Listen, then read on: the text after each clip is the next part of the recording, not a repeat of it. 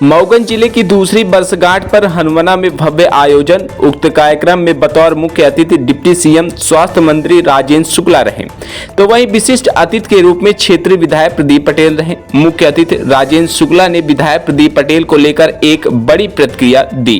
सभी जनता जनार्दन, आप सभी गणमान्य लोगों को बधाई देता हूँ। प्रदीप पटेल जी को बधाई देता हूँ कि आप विधानसभा में लगातार इस बात का प्रयास कर रहे हैं कि मऊगंज में कोई भी योजना जो बन रही है तो उससे मऊगंज क्षेत्र वंचित न रहने पाए।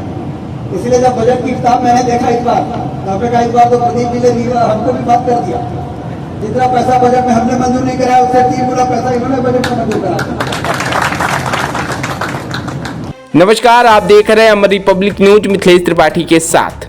आपको बता दें कि मऊगंज जिला निर्माण विकास परिषद के तत्वाधान में मऊगंज जिले की दूसरी वर्षगांठ के अवसर पर 16 अगस्त दिन शनिवार को हनुमाना में भव्य कार्यक्रम में मऊगंज के पूर्व विधायक लक्ष्मण तिवारी, भाजपा जिला अध्यक्ष राजेंद्र मिश्रा एवं जिला कलेक्टर संजय कुमार जैन, नईगढ़ी जनपद अध्यक्ष ममता कुंज बिहारी तिवारी और अगस्त क्रांति मंच के संयोजक कुंज बिहारी तिवारी मंचासीन रहे। आयोजन के संयोजक एडवोकेट संतोष मिश्रा ने परिषद की ओर से ऐतिहासिक कार्यक्रम का संचालन किया। वहीं आए हुए अतिथियों का स्वागत करते हुए जिला बनाव संघर्ष निर्माण परिषद की ओर से अभिनंदन पत्र भी सौंपा गया।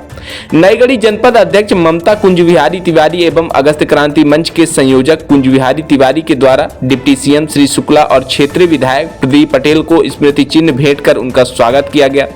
उक्त कार्यक्रम में रीवा सांसद जनार्दन मिश्रा, वरिष्ठ समाज सेवी करदम ऋषि तिवारी, नगर परिषद अध्यक्ष आशुतोष गुप्ता सहित अनेक जनप्रतिनिधियों ने भी मुख्य अतिथि एवं विशिष्ट अतिथियों का स्वागत किया। हजारों की उपस्थिति वाले इस कार्यक्रम में मंच से संबोधित करते हुए डिप्टी सीएम राजेंद्र शुक्ला ने मऊगंज विधायक प्रदीप पटेल के योगदान की सराहना की। उन्होंने कहा कि मऊगंज को जिला बनाने और इसके निरंतर विकास के लिए विधायक प्रदीप पटेल लगातार संघर्ष कर रहे हैं। हालिया विधानसभा बजट में रीवा की अपेक्षा मऊगंज को अधिक राशि स्वीकृत हुई है, जो यहाँ की विकास यात्रा का प्रमाण है। स्वास्थ्य मंत्री ने कहा कि मऊगंज जिले में चल रहे निर्माण कार्य और स्वीकृत परियोजनाएं आने वाले कुछ वर्षों में जिले को विकसित जिले के श्रेणी में लाकर खड़ा करेंगी। आइए सीधे जुड़ते हैं प्रदेश के डिप्टी सीएम स्वास्थ्य मंत्री राजेंद्र शुक्ला के साथ। अपने उद्बोधन में मऊगंज जिला को लेकर जिला की श्रेणी में लाकर खड़ा करने के लिए अपनी ओर से योगदान देने के लिए क्या कुछ आश्वासन दिया है। मऊगंज जिला बने, ये जो मांग बहुत पुरानी रही है, जिसको प्रदीप जी ने विशेष प्रयास करके मऊगंज जिला बनाने में महत्वपूर्ण भूमिका निभाई, उसके शुभ परिणाम अब जमीन पर उतरते हुए दिखाई देने लगे।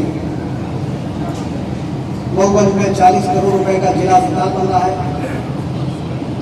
200 बेड का, 18 करोड़ का हनुमाना में सिविल अस्पताल बन रहा है, जिसका अपने हम लोग नारियल तोड़ के और उसका काम का शुभारंभ करेंगे। और हम कल्पना नहीं कर सकते थे कि मऊगंज में एक बाईपास बनने के बाद दूसरा रिंग रोड भी बनेगा, लेकिन उसके लिए उन्होंने 200 करोड़ रुपए मंजूर कराए। और जहां पर कलेक्ट्रेट वगैरह बनना है वहां भी 4 लेन की सड़क मंजूर हो गई है। और एक तरीके से लोग कहते थे कि रीवा में विकास बहुत हुआ है। जब मैं भोपाल में बैठता हूँ तो जबलपुर वाले, इंदौर वाले, भोपाल वाले भी कहते हैं कि रीवा में बहुत विकास हुआ है। लेकिन मऊगंज में मैं ये कह सकता हूँ कि जिस प्रकार से पिछले वर्ष में योजनाएं मंजूर हुई हैं, आने वाले दिनों में मऊगंज के विकास को देखने लोग मऊगंज आएंगे। इस प्रकार का मऊगंज बन रहा है। आज अटल बिहारी वाजपेयी जी की पुण्यतिथि भी है, आज जन्माष्टमी है। भगवान कृष्ण कर्मण्डे बाधिकारस्ते मां फलेषु कदाचन, हमें कर्म करना, हमें फल की चिंता नहीं करनी। ये जो ज्ञान दिया है उन्होंने, उसी का परिणाम है कि मऊगंज जिला बना और मऊगंज में विकास की गंगा बहने का रास्ता प्रशस्त हुआ। इसलिए आप सबकी प्रसन्नता और खुशी आपके चेहरे में साफ दिखाई दे रही है। इसीलिए आज आपने हमको बुलाया अपने अंदर की खुशी को जाहिर करने के लिए।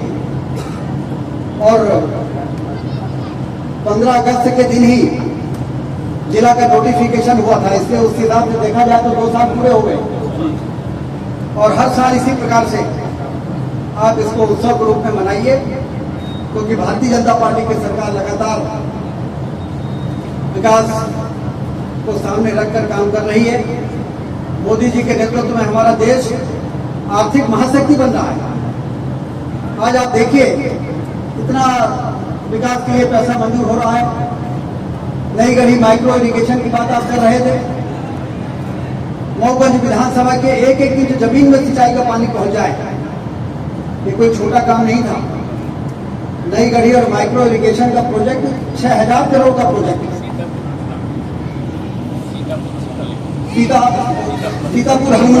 सीतापुर हनुमना माइक्रो 6000 करोड़ रुपया। ये कहाँ से आना पैसा? पहले तो रीवा से हनुमना आते थे, तो एक बार पटवा जी गए थे हनुमना से रीवा, और फिर रीवा में सभा हुई थी। रीवा में सभा में पटवा जी ने कहा था कि रीवा की सड़कों ऐसी हैं कि गड्ढे में सड़क है कि सड़क में गड्ढा है पता नहीं चलता है।